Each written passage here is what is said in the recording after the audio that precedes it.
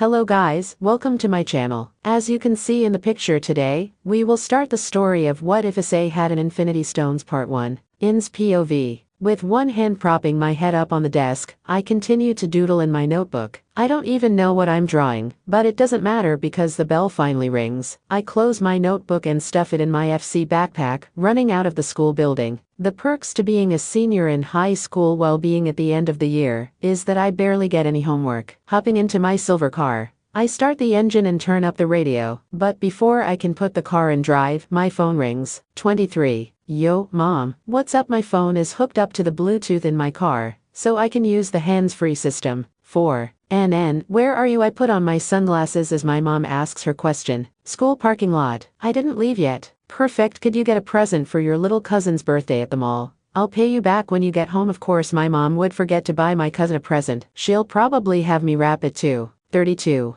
Though, being the amazing daughter that I am, I agree to get my cousin a present from the mall. I slowly make my way out of the parking lot and drive to the nearby indoor mall. 3. Now, the structure of this mall is not exactly circular. The food court is in the middle, and the stores branch off into 3 paths, making a Y shape. The theater is the only thing that is on the second floor, and it can be accessed by the escalators next to the food court. I enter the massive building through the store Forever 21. I decide to go to GameStop to buy a video game for the Switch as the present for my cousin. The gaming store isn't that crowded. There's only a few people walking around. I find the game I was looking for almost immediately, and plop it on the counter in front of the cashier. Alright, Mario Odyssey, the cashier asks, showing off his flamboyant personality. 19. You got that right. I pull the money out of my wallet and wait for the man to finish typing stuff on his computer. That'll be $64.34. I hand him 3 20s and a 5. He gives me my change back before bagging the game. I like the shirt, by the way. 18.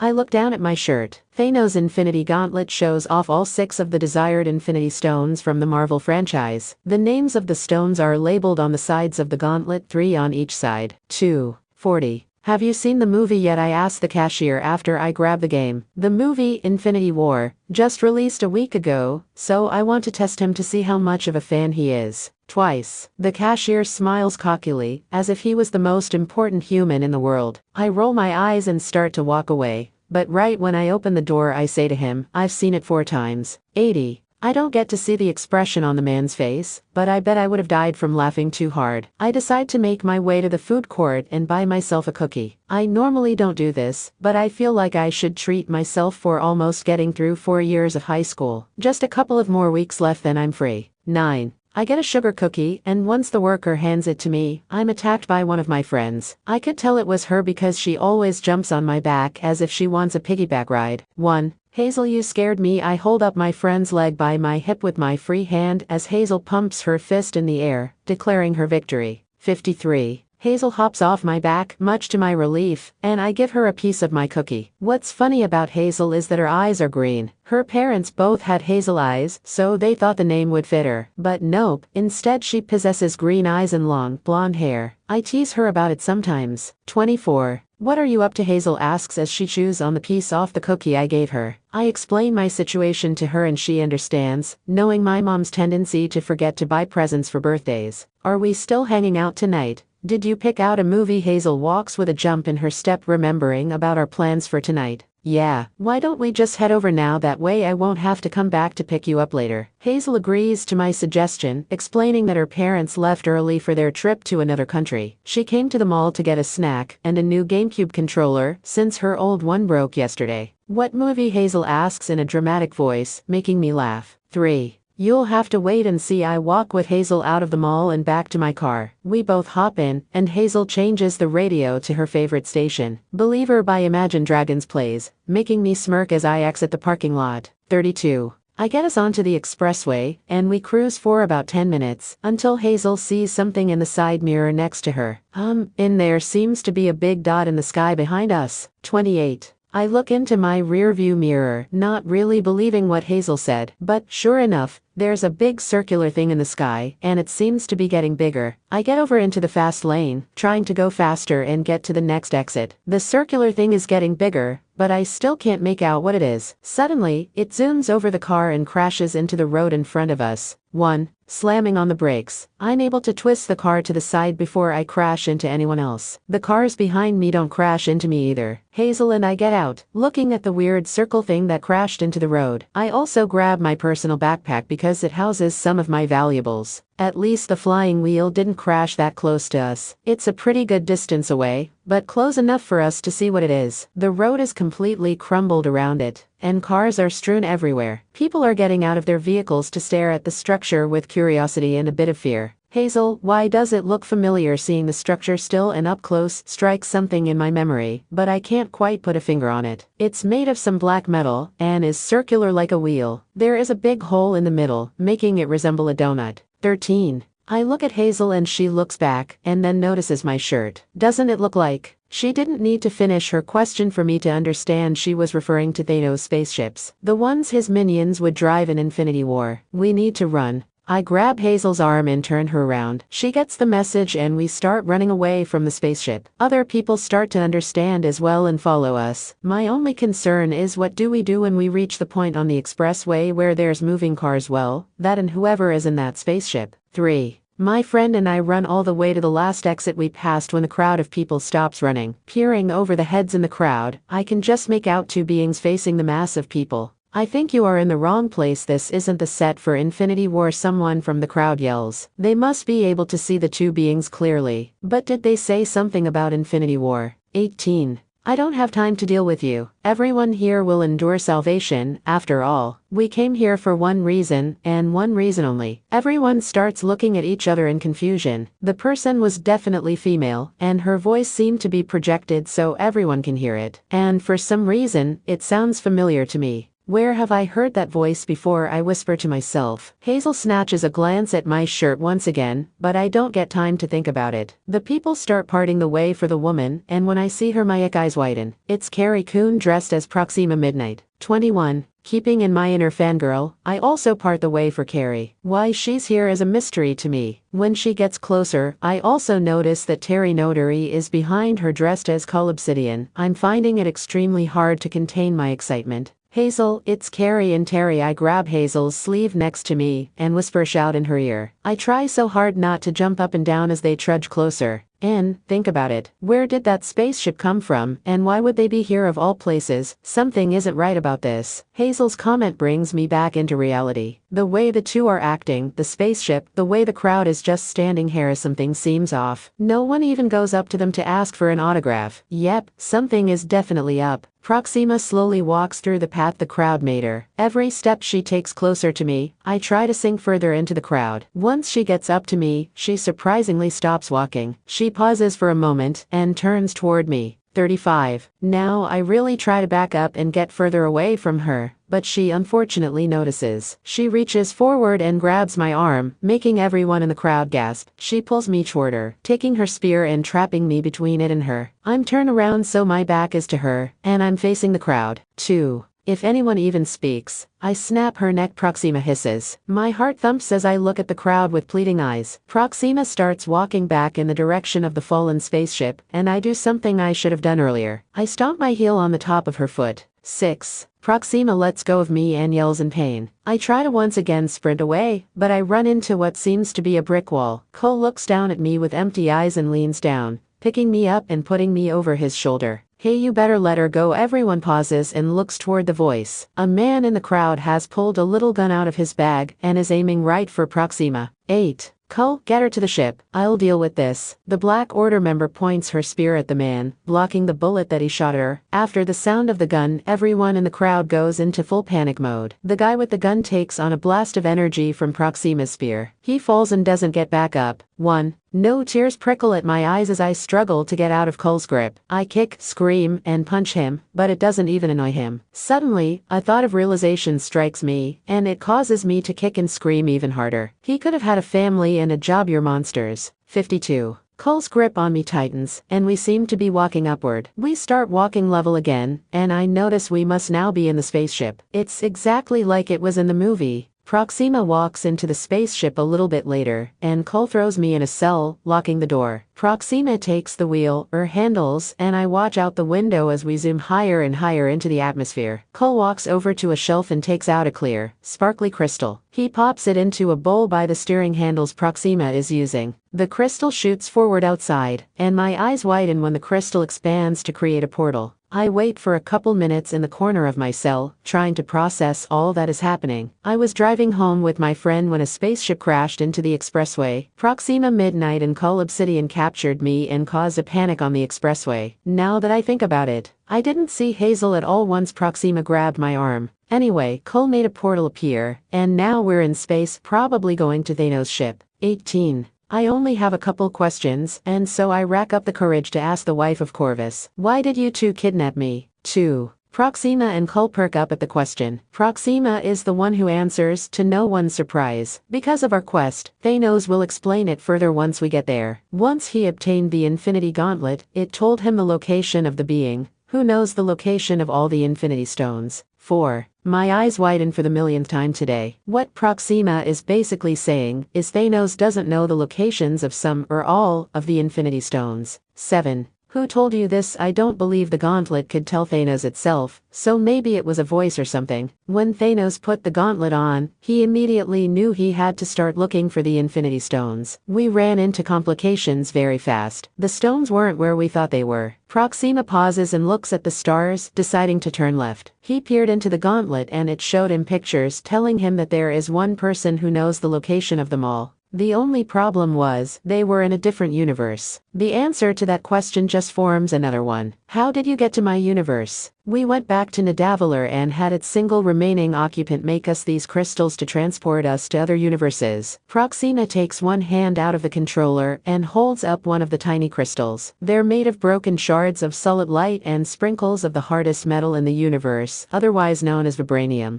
I don't ask any more questions for the rest of the way. Instead, I lay down and think to myself, so, if these Marvel characters are real, then the heroes have to be real as well. And not just the heroes, but all the characters. Harley, Cassie, the Collector, Korg, and Jay, and all the others. This also means I might be able to meet them well, if I don't die first. 29. My thoughts are interrupted when a giant shadow covers the part of the floor I was staring at. Sitting up, I look out the window and my breathing stops. Sure, they made Thanos' ship look big in the movies, but that is nothing compared to looking at it in person. The only thing I can think of as Cull unlocks the door to my cell is I should have taken a detour to get home. 8. Roll Marvel opening. 46. In's POV. 1. The donut alien spaceship that I'm on slowly goes through the open door of Thanos' ship. Cull opens my cell which snaps me out of my trance. 9. Oh no, hun. I place my hands on his through the bars and slowly slide the door back closed. Cull tilts his head in confusion and opens the door again. I close it and this time I don't let go. Despite my attempts to prolong my meeting with the Mad Titan, Cull wrenches the door open and grabs me by the collar of my shirt, throwing me back over his shoulder. 32. Cull drags my backpack in his other hand, while he carries me through the rooms and hallways of Thanos' ship with Proxima following us. I would try and escape, but I know for certain that Cull could crush me with his pinky finger if he wanted, so I decide to save my strength for later. Instead, I use my next greatest weapon, random talking. You know, just because I'm wearing a shirt that has the Infinity Gauntlet on it with the Infinity Stones placed on it, and the names of the stones on the side, doesn't mean I know where they are. So honestly, you're all just wasting your time with this whole interrogating thing. It's not going to work. And even if I did know where they were, I wouldn't tell you because you're the bad guys. Bad guys never win. Even frigging Killian, who almost killed Tony Stark, and don't get me started with. 21. Shut up. Proxima slams the end of her spear on the ground. A loud bang echoes through the room and everything goes silent. I smirk at my successful attempt at annoying Proxima Midnight. Cull throws me off his shoulder and slams me on a chair in the middle of the room. Ow, you know, you used to be my favorite member of the Black Order, Cull. Used. If Cull could cock an eyebrow then he would have, but that is not the reason why my jaw is hanging open. You just spoke and it was adorable, oh my gosh. I bounce up and down in my seat, as much as I can while tied down to the chair. I take it back, you're still my favorite, Proxima. Did you hear him talk? 31. Of course I did, he talks all the time. Proxima rolls her eyes and holds up some sort of tablet, typing something on it. 1. Oh, don't worry, Proxima. You're tied with Cull for my favorite. I smirk and wink at Cull while Proxima isn't looking. Cull shakes his head and walks over to the door on my right. 8. Now that no one is paying attention to me, I survey the room. My chair is in the middle of the round, spacey room. All around the walls are doors leading to more hallways, I'm guessing. Proxima stands by a set of stairs right in front of me, and Cole stands by one of the doors on the walls. The ceiling seems to be an open sky, but is really just a big window. But the one thing I notice that almost stops my heart is the giant chair that sits upon the top of the stone stairs.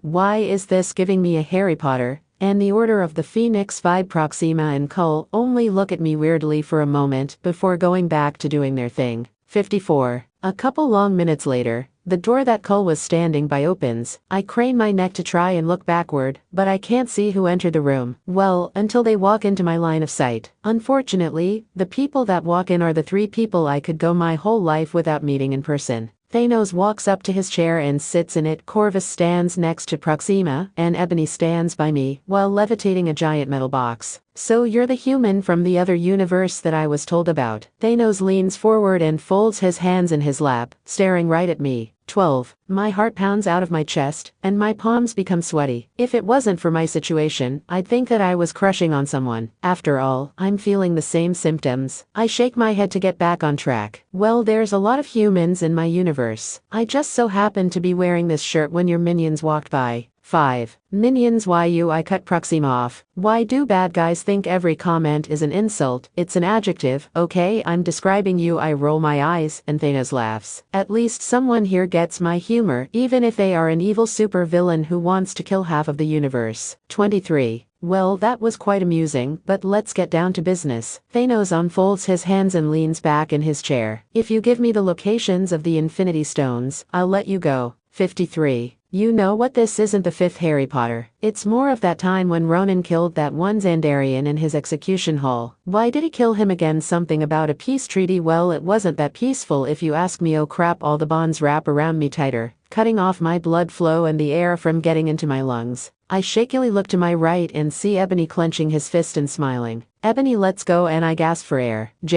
11. I'll ask you one more time. Where are the Infinity Stones? I glare at Thanos and roll my eyes. I know they won't kill me because they need me, and I refuse to give them what they're looking for. If I did, then I'd feel responsible for all those deaths. 12. Why would I tell you? Don't play dumb with me, Thanos. I know what you're planning. Thanos nods to Ebony, who slowly clenches his fists again. Come on, is that all you got? 16. Ebony lets go of the bonds and I once again inhale a giant gulp of air. The Squidward, member of the Black Order, sets down the giant metal box he was levitating and opens it. My mind takes a minute to process what my eyes see. My best friend, Hazel, falls forward onto the floor. Her hands are bound behind her back, but other than that she seems fine. 22. This is your friend, correct? Thanos asks with an amused tone in his voice. Hazel, while my anger rises when Squidward cuts me off. 4. Your arrogant ally somehow snuck aboard our ship. We caught her sneaking around. It seems like she ran out of Proxima's ship once you landed here and was looking for something. I look at Hazel as Cole forces her to stand. You know what I was looking for. I look at my friend confused while she tries to explain herself without giving it away. Why does she tell him where the stone is? What does he do? 1. It takes me a minute,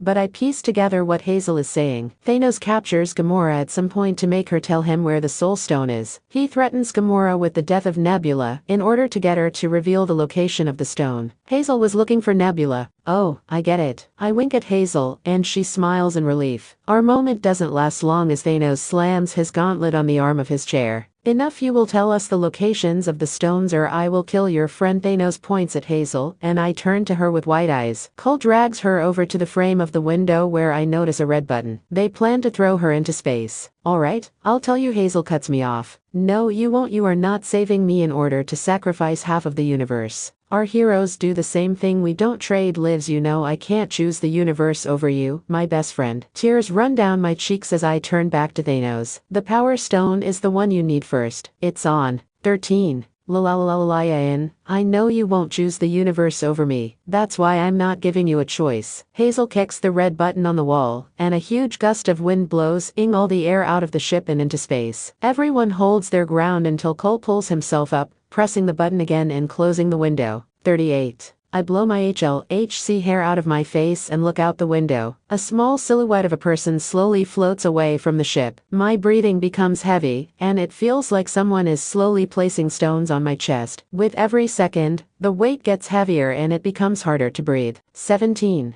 Everyone seems to be at a loss for words. Even Thanos doesn't know what to say. He just lost his best item of leverage after all. We'll continue this tomorrow. Take her to her cell. 19. The bond's strapping me to the chair on latch, but my hands are still tied in front of me. I stand up and Ebony grabs my arm. Oh no, I'm not following you. Get Proxima or someone else to take me to my cell with this very emotional day. The last thing I want to do is be with my least favorite character in Infinity War. 19. Ebony TSKS and Proxima takes my arm instead. I sadly smile, knowing Hazel would have laughed at my complaint. We walk through hallways, and I notice the floor gradually keeps sinking, meaning we are walking toward the lower levels of the ship. We pass some cool suits and orbs on the wall, and I notice that one of each seems to be missing. 1. What are those for? Despite my sadness, I know I should learn as much as I can about this ship and its contents. We use them when we need to go out into space fully exposed, Proxima explains, only glancing at the items on the wall. We only use them when absolutely necessary, and we each have our own on our individual ships. 4. My heart stops and it takes all my willpower to not smile. And you have 5 of them. I cross my fingers, hoping for her to confirm my theory. Yes, 1 for Thanos and 1 for each of his children. Proxima waves off the question as not that important, while on the inside I'm screaming. We reach my cell and I enter with my backpack being thrown at me soon afterward. Right when Proxima leaves my line of sight, I jump up and punch the air. All of the sadness that I felt for those 5 long minutes has been forgotten and replaced with excitement and adrenaline. Hazel, you brilliant dummy. I sigh in relief and fall backward on my cheaply made bed. I hug my FC backpack to my chest and remind myself of my current predicament. Now I have to find a way to escape and get to Earth, and there's only one person on this ship that will help me. I need to find Nebula. 1. Hazel's POV. 36. Hazel presses a random button on the suit, hoping to find a way of creating acceleration. Instead, a small gun pops out of the side. She rolls her eyes and presses another button. This time she was successful, and the back of the suit arranges into a jetpack.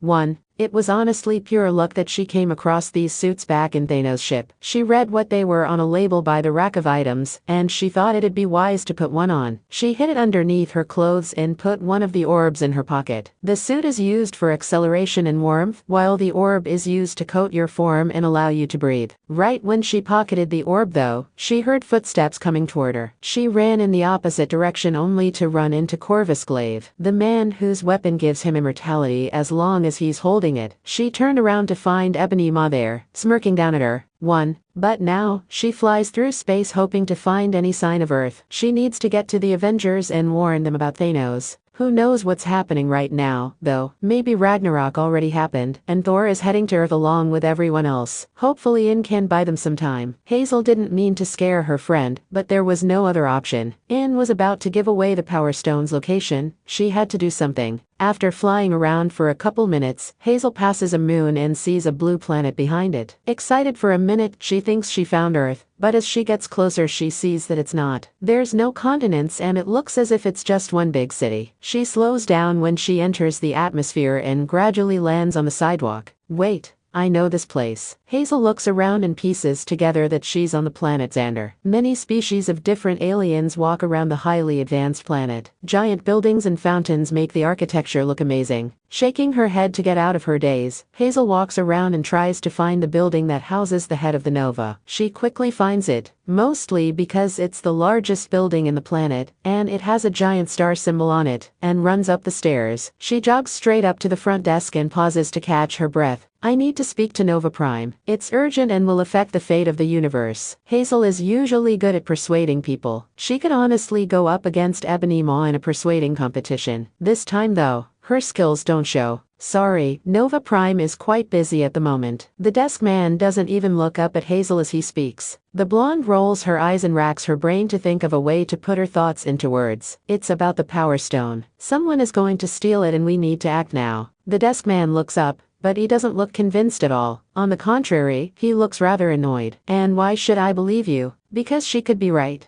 Hazel and the desk man turn to the source of the voice. They see a short, aged woman with light blonde hair and a bun, and dressed in blue Nova clothes. Please follow me to my office. The lady starts to walk away, and so Hazel, not believing her luck, follows her all the way to her office. Nova Prime sits behind her desk, while Hazel unsurely sits in the seat across from her. 1. Now you said this matter was urgent. The head Nova officer gets straight to the point, which Hazel is grateful for. The man that Ronan was working for, Thanos, is after all 6 of the Infinity Stones. Hazel pauses for a moment to let it sink in before she continues. I know this because I just escaped his ship. My best friend is still there, and she knows the locations of all 6 stones. The woman stands up, putting her hand on her chin. If she gives away all the locations, Hazel cuts her off. She won't. She's got a strong will and ego about her. There's no way she'll give away the stones that easily. 6. Then what do you need from me? The woman asks, sitting back down.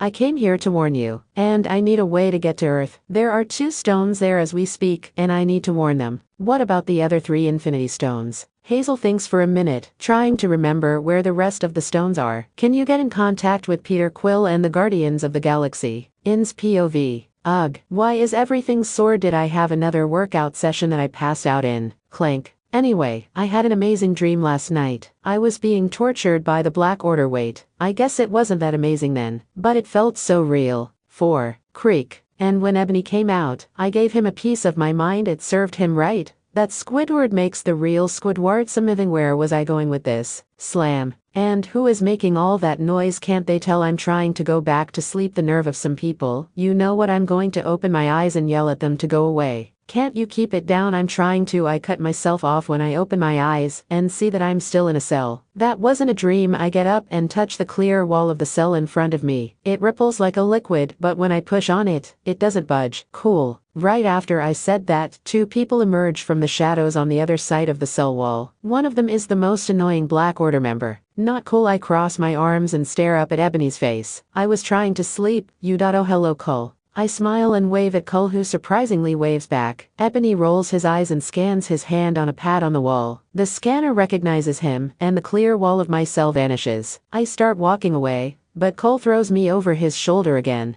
6. This is getting a bit old, isn't it? No one responds, so I sigh and dangle there. I try to remember the turns and number of steps Cull makes to each turn. He is walking, and every 1 step he makes would be 2 for me. However, it didn't take that long to get to our destination. We enter a big room, and Cull lifts me up gently, putting me down on my feet. He pats my head and walks to the edge of the room. I blush a bit, thinking that he's never been one to show affection. 62. Before I could think on it more, Ebony raises his hand and I'm lifted off the floor. I raise in the air, in the same position Doctor Strange lays in when he's trapped in Ebony's ship. I strain my muscles and try to break free, but it seems that I can only move my head. Ebony chuckles. This seems to be enjoying my struggle. What do you want? Simply answers, my dear. Ebony smirks and I cringe. That look does not suit him at all. And that voice, ugh, gets so creepy. If you're still going on about the Infinity Stones thing, then you can forget it. I don't even know if I know the correct locations. I mean, seriously, you're relying on a new-year-old girl to give you information that has a 50% chance of being wrong. Great plan your master, Thanos, has there. Ebony. I hear a shuffle of rocks to my right and peer over to see Cull laughing. 44. I turn back to Ebony to see he's not amused at all. You are quite a stubborn human, but your blabbering can only get you so far. Ebony raises his hand and clenches it into a fist. A thick black cord slithers down from the ceiling and wraps itself around me. My breath hitches for a second, expecting the cord to do something. 1. I recall. Ebony's voice catches my attention and I look at him again. You said the first stone we need is the Power Stone. Unless your fleshy body is immune to shocks of electricity 5 times more powerful than lightning, I suggest you reveal the location. 1. This crazy man can't be serious. You're bluffing. Ah, but am I? It seems like Ebony wanted me to refuse at first, because his face showed another amused expression. He unclenches his fist, and the black cord starts making a low humming noise. As much as I love the Marvel Cinematic Universe, I would much prefer to be in math class right now than where I currently am. A huge wave of electricity shocks through the cord and into my body. If it wasn't for Ebony's power in keeping me secure, I would be twitching uncontrollably. The pain is almost unbearable, and it feels like 10 million needles are penetrating my skin. I scream out the pain, and almost as quickly as it started, it suddenly stops. 5. How in the multiverse did I survive that? I hang my head, taking deep breaths. Ebony takes a chunk of my hair and raises my head, but my eyes are closed. With his other hand, Ebony wipes something off my face, and I can hear him scoff. I just realized that tears were escaping my eyes. 10. I open my teary-eyed eyes slowly and raise my head on my own, making Ebony drop my hair. He raises his fist again. I don't bluff. Noted. I take one more gasp for air before my breathing returns to normal. But don't think that just because you have a big bad, new torturing machine, that I'll just hand over the 6 Infinity Stones to you.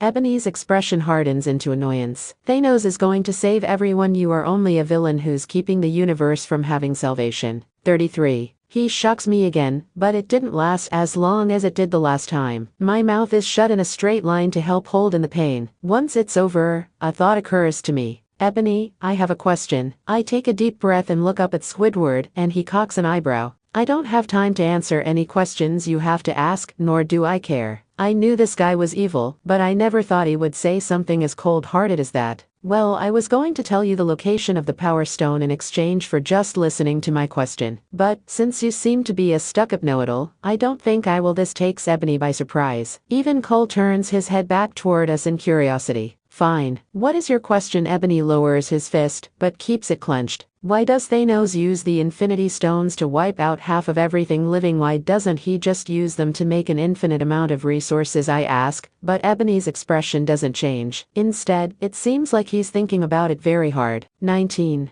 Finally, after about 2 minutes of waiting, he answers, that question is preposterous, completely irrational. Now this just makes me mad. Irrational, it's the Infinity Gauntlet. You dummy, he could even snap his fingers and make his home planet come back. But no, instead, he decides killing half of everything is the only way. Well, guess what? There's always another way. Enough. Ebony shocks me again, but I'm just surprised he raised his voice to yell at me. This shock was the longest yet, and once it's over, the cord tightens around my torso. Tell me the location of the Power Stone. It's on Berhurt, the abandoned planet. Cole walks up next to Ebony as I start my explanation. The Guardians of the Galaxy crash-landed there and thought it would be a good idea to keep the stone there. As I said, the planet is abandoned, so it was basically an invitation for a secret hiding spot. 14. It's either my lie is believable or Ebony is completely annoyed by me, but he snaps his fingers and the cord drops me. Cole catches me and I walk with him back to my cell. My body shakes a bit as I walk back, but I manage to get there without falling. Thank goodness Ebony didn't come along. I might have strangled him if he did. 3. Cole stops walking and turns around to face me. We made it back to my cell. He opens the door, but before I can walk inside, he picks me up and hugs me. My mind doesn't process what's happening in time, and before I can say anything, Cole puts me in the cell and closes the door. 51. After a couple hours of waiting, my 3DS dies. I put it back in my bag and sigh. My eye then catches movement from the outside of my cell. 2. My heart starts hammering. It better not be who I think it is. I let go of the breath that I was holding when Cole steps forward. I cock my head to the side in confusion, and he looks around nervously. What's the matter? I ask. Cole puts a long finger up to his face as a response. I get the memo and shut up. 3. Cole puts his hand on the scanner, and my cell door vanishes. Is he going to take me to another session with Ebony? We shouldn't have arrived at Berhurt yet, so there's no way Thanos knows I lied to him. Maybe he already checked the planet and didn't find it there, so he knows I'm lying. I haven't thought of that. 1. Cole steps into my cell, but I stand up and back away. He holds out a giant hand and I look at it in confusion for a second. What is he up to? Clank. Someone else is coming. I look at Cole and without a second thought, I take his hand. Cole swoops me up, picks up my bag, and carries me bridal style out of the cell. He runs in the opposite direction of the noise. 9. After many twists and turns, Cole finally finds what he's looking for. He opens one more door where many pods are lined up. He opens the one that's the furthest away and gently puts me inside. Cole, what? I ask as he hands me my backpack. I heard the question. His voice is exactly how it sounded before, but this time he seems to be trying to sound a bit more soothing. What are you talking about? The question you asked, Ebony. I nod, signaling that I understand what he's saying. Thanos is obsessed with death. That's why he wants to kill half of everything. He doesn't care about his home planet anymore. And I heard you scream. I'm sorry. Little pebbles form at the corner of Cull's eyes and roll down his face. 65. Oh, Cull, it's okay? I stand up and give the giant rock a hug. Wiping his face of some stray stones, I give him a quick kiss on the cheek. Cull breaks the hug and I sit back down in the pod. He types some things into the screen in front of me and pats my head again. 2. The pod will take you to Earth. I know humans live there. Cull smiles sadly and I put my hand on top of his. Thank you, I say, and Cull backs away. Oh, and by the way, good luck finding the Power Stone. I'm a pro liar. Cull laughs and closes the pod's door. It's just then that I remembered something. Cull, wait, what about Nebula? Help her come with me. 2. Cull gives me a confused face. Nebula isn't here. I nod, understanding, and Cull presses a button on the wall next to me. The pod drops off into space. The engine starts and the machine sets a course for Earth. 1. Now thinking about it, it makes sense. Nebula must not have been captured yet. If I went to find Nebula, I most likely would have been caught and brought back to Ebony. But since Cull found me, I didn't have time to be caught, and was able to escape with a pod heading toward Earth. 1. Oh my goodness, I'm going to Earth. You know what that means. In lane. I'm going to meet the Avengers. That's worth going through Ebony's torture chamber any day. 38. Hazel's POV. Hazel waited inside the Nova's building for an hour before her heart exploded. Well, not literally. A famous orange and blue ship landed on Xandar, which made her heart explode. 2. The blonde sprinted out of the building and ran across the many sidewalk intersections to get a better view of the ship. It was exactly how it looked in the movies, but just a tad bigger. She makes her way up to it and the door lowers, revealing the 6 Guardians. Hazel hops up and down, trying to contain her excitement. She puts her hands on her mouth to keep her from screaming. The Guardians all look around except for Groot, who's playing on a handheld video game. Mantis is the first to notice her. Oh, she fits the description of the girl who's supposed to help us. Mantis points to Hazel and walks over to her. She is very bouncy. Mantis, you're so much cooler in person. Hazel takes Mantis's hands and continues to hop up and down. Mantis feels Hazel's emotion of excitement and starts jumping with her. 31. Hey, Quill's voice catches Hazel's attention, and the 2 girls stop bouncing. Nova Prime called us and said this was urgent. 7. Oh right, Hazel lets go of Mantis, the latter of whom felt a snippet of fear radiating from the excited girl. Thanos is coming for the Infinity Stones. Hazel explains to the Guardians first about who she is and then about who In is. She tells them how they were kidnapped and how Thanos is on his hunt. Yeah, that's an incredible story. But why should we believe you? Rocket crosses his arms, not fully believing that Hazel is on their side. Nova Prime trusted me. I could have stolen the stone that's here already or turned it into Thanos. Rocket grunts at the blonde's reasoning, but she continues. Look, my friend is still up there, probably being tortured by an angry, wrinkled-faced villain. I'm trying to help her keep the stones safe. You guys are the Guardians of the Galaxy. Unless you want to continue to insult the Sovereign for a living, I suggest you heed my warning. After a short pause, Rocket breaks out into laughter. All right, I believe you. Hey Quill, can we keep her? 15. Excuse me. Hazel's face turns bright red as Rocket continues to laugh. I believe you too. Gamora steps up. Thanos will stop at nothing, so we must protect the stones. 1. Yeah, and how are we going to do that when we only know the location of one? Peter asks, and Gamora's expression hardens. Hazel remembers that Gamora knows the location of the Soul Stone, and she's doing really good at hiding it. You, fair maiden, say you are from a different universe, Drax asks Hazel. Yes, if you're talking to me. Hazel catches onto the question Drax is really trying to ask and explains it herself. I, along with In, also know where all the stones are. I called you so you could protect the Power Stone and also give me a ride to Earth. I need to warn the Avengers. 8. The Avengers. Rocket asks, Earth's mightiest heroes. There are 2 Infinity Stones on Earth, and I must warn them as well. Hazel seems to remember something else. She could tell them where the Reality Stone is, since they've been to nowhere before. Yet, In also told Thanos directly that he needs the Power Stone first, so he wouldn't go for the Reality one yet. Hazel decides against telling the Guardians about the Reality Stone. Plus, alright, we'll help you get to Earth. Quill gestures for Hazel to enter his ship, and so she follows him into it. I am Groot. Everyone turns toward Groot, and all the Guardians have a look of repulsion their face. Hazel hears the sound of Groot's game playing a game over song, and she rolls her eyes, entering the ship. 10. Hazel sits next to Mantis, and the Guardians make their way over to Earth. Hopefully In can keep her mouth shut and not tell the Black Order where to find the Power Stone. And hopefully she will escape soon, and meet with Hazel on Earth. In's POV. Okay, this one I push another button on the control console, which made the pod do a somersault and keep going on its path. Ugh, I'm gonna puke. My eyes stop rolling and settle on the most beautiful sight I have ever seen. Earth. People show pictures on how the Earth looks like on the outside,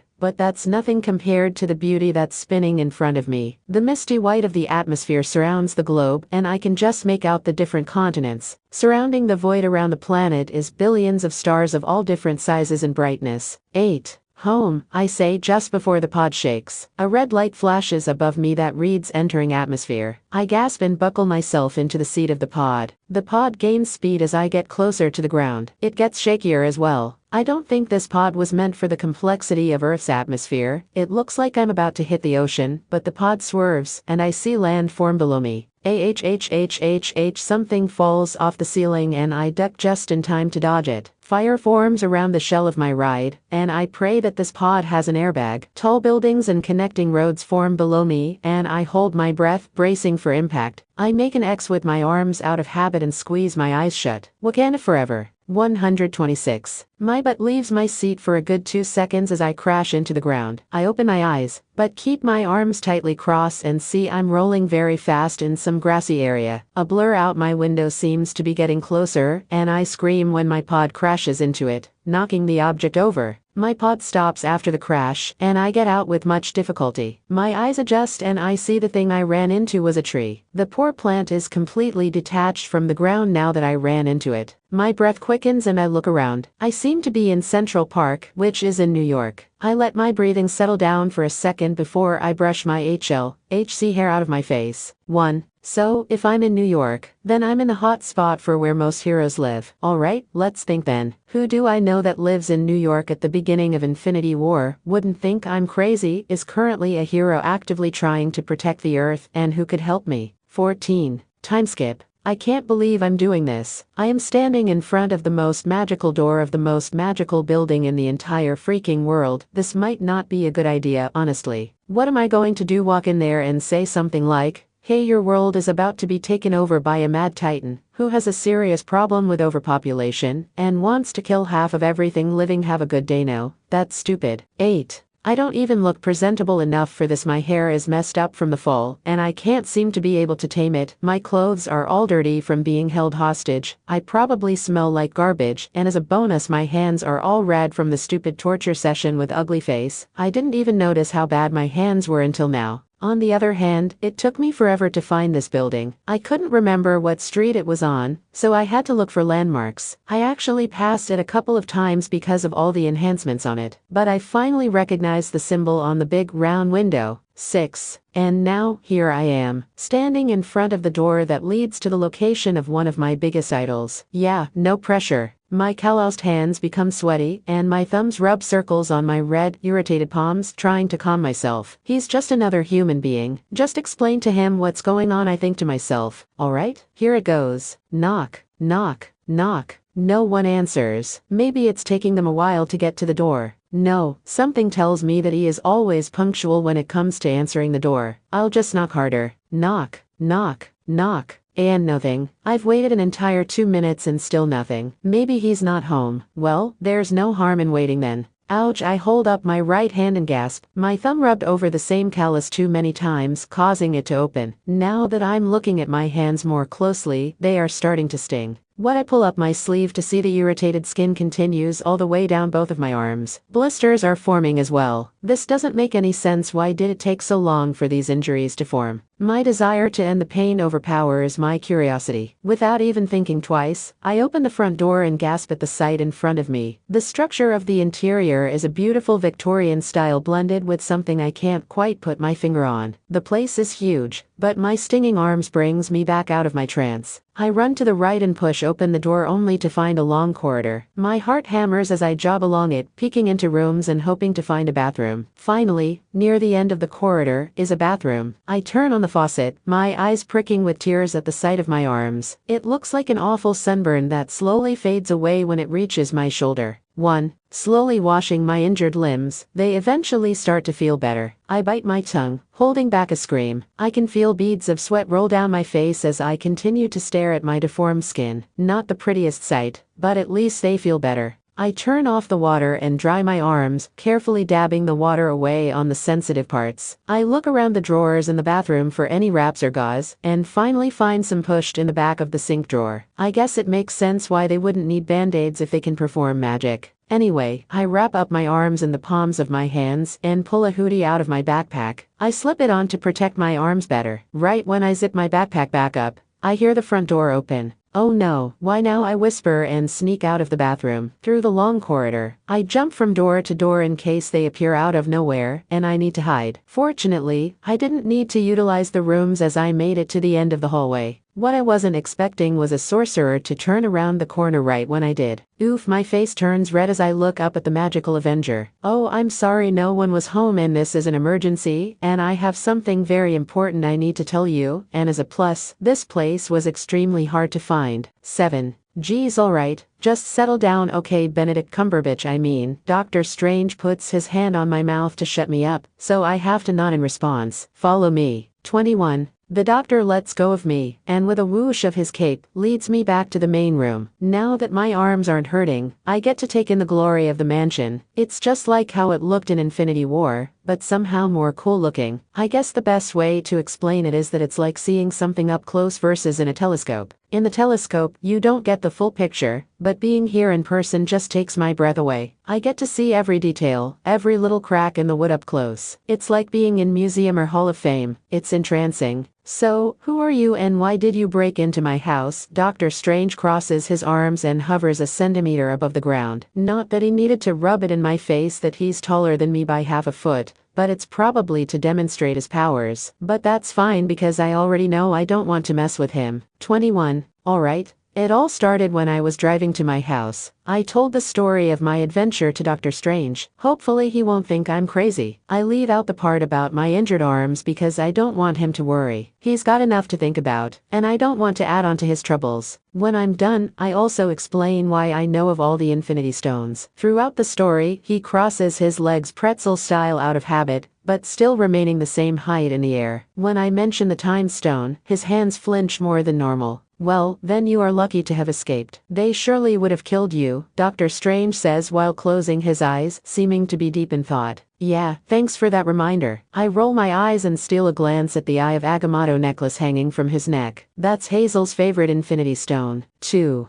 After another minute, Strange uncrosses his legs and stands up. It looks like you're going to have to stay here for the time being. My heart gives a huge leap. What, may I ask why? Yes, we can't have you getting caught again. You are too valuable and you know too much. I can try to figure out a way to return you home, but the only solution I can think of is going to the place you mentioned, Nidavellir. You said the Black Order used a portal from that planet, so I don't think it's possible to send you home with the materials we currently have. My mind buzzes at Strange's explanation, and then I remember something else. Whoa, wait, I'm staying here, so that means could you teach me some magic? I bounce up and down in excitement. My eyes glimmer and my HC hair bounces around my head. 1. Ooh, let's not rush anything here, you're from a completely different world. I don't think you're capable of. Strange's voice trails off when he sees my watery eyes. 12. Couldn't you at least try? I can see Strange having an internal battle with himself. I know he wants to deny my request because he doesn't want to get my hopes up only to have me fail. 22. The doctor sighs and nods. Fine, we can try. Yes, I'll get my own sling ring. And everything. Strange turns around and conjures up a portal with his very own sling ring. He commands me to follow, so I do. As we walk through the portal, little did I know that a small smile appeared on Doctor Strange's face. Your training will start tomorrow. Get prepared. 9. Alright, let's gain some superpowers. 9. 2. Hazel's POV. Hazel and the Guardians have gone through 4 jumps to get close enough to the Earth. Now they are cruising along the sea of stars on the lookout for the blue planet. Hazel wakes up from her nap, realizing she was leaning on Groot's shoulder. Hazel turns red and apologizes. Ooh, sorry Groot. 9. I am Groot, the plant says without looking up from his screen. Hazel sighs, realizing he was probably saying something like whatever. Are we getting close? Hazel rubs her eyes and gazes out the front window. Geez, someone's impatient. I'm going as fast as I can, Rocket retorts with a snap, making Hazel puff and cross her arms. 2. Sorry, it's not like there's half the universe at stake here, which might be why I'm a bit jumpy. But, half of the universe is at stake. Drax scratches his head. 2. She was being sarcastic, Drax. Gamora looks up from sharpening her blade to see Drax give a confused nod. Calm down everyone, we'll be there. And Peter was cut off by an alarm going off. Beep beep beep. 6. Star-Lord looks at his screen, swiping away some useless information to see the racket more clearly. It's a distress signal. 6. It was as if everyone's heart stopped pounding. Even Groot looked up from his video game to look at the blonde sitting next to him. Mantis is personally overwhelmed by the tension and fear in the room. Who? Hazel shakily asks Peter. Second quadrant near the edge. I can't tell who sent it. What's that? By any planet of importance? Hazel quickly asks, only getting a shrug in response. Well, follow the distress signal. I'll come with you. But what about your friend? Won't she worry about you? Rocket asks, suddenly getting sympathetic. Yeah, we are almost there, just about 15 minutes to go. Gamora looks at her map as she speaks. No, I'm coming with you. I'm sure she knows I'm not dead by now. And anyway, I can help you with the Infinity Stones that are in space while she protects the 2 on Earth. Just then a thought crosses the girl's mind. We should go back to Xandar. 1. What? All the Guardians ask at the same time. We were just there. I'm sure Thanos wouldn't be able to get the Power Stone yet, let alone get to Xandar without us noticing, Rocket points out. Plus, I am Groot. Groot nods, which makes Hazel feel better. 3. Well, then let's follow the distress signal. I'll try to text in while we are close. Maybe I'll get a signal. Hazel whips out her phone and quickly goes to her friend's contact. She types in the message, I'm alive and with the Guardians. We are following a distress signal. You're in charge of the stones on Earth while I take the ones up here in space. 15.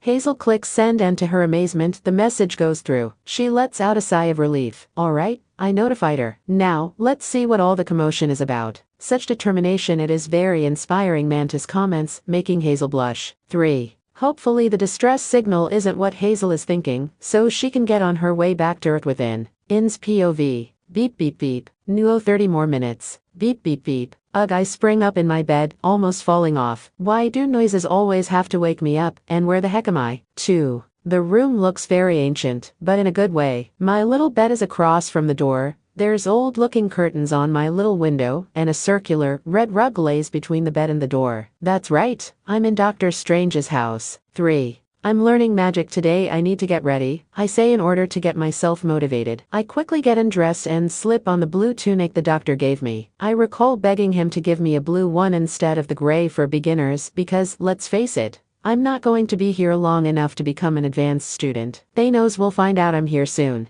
I open my backpack to put away my old clothes, but I see something glowing at the bottom. I pull out the object to find it's my phone. I open it and rub my eyes to make sure I'm not hallucinating. There's a text from Hazel. I open the text and it reads, I'm alive and with the Guardians. We are following a distress signal. You're in charge of the stones on Earth while I take the ones up here in space. How in the multiverse did Hazel get a phone signal while out in space? Well, at least I don't have to worry about her anymore. I know the Guardians will protect her. I stuff the phone back in my pack and clip the last finishing touches on my outfit. I also find a hair tie band to keep my hair out of my face. Just then someone knocks on my door. Miss In, Strange is ready for you out in the training yard. I open the door to reveal Wong. If it wouldn't be completely awkward, I would hug him right now. Yes, could you lead the way? I have no idea where I'm going. Wong agrees to lead me, and I once again get lost in the amazing structure of the building. I just can't believe I'm actually here. Here we are. Wong gestures to a big room with Steven sitting in the middle, meditating. It is the best training space we have here in the New York Sanctum. We have a bigger space in Kamertage, but this will have to do. Wong leaves and I quietly walk over to Steven. I decide to just sit down in front of him, not wanting to disturb the comfortable silence. Without noticing, I begin to relax. All the worries about Thanos, Hazel, and the Infinity Stones start to slip away. Well, I know they are still a concern, but it feels like I'm not letting it weigh me down as much as it has been since I got here. Better, isn't it? Steven suddenly asks from across me. So much after 5 more minutes, my heart rate slows down as the last bit of tension leaves the room.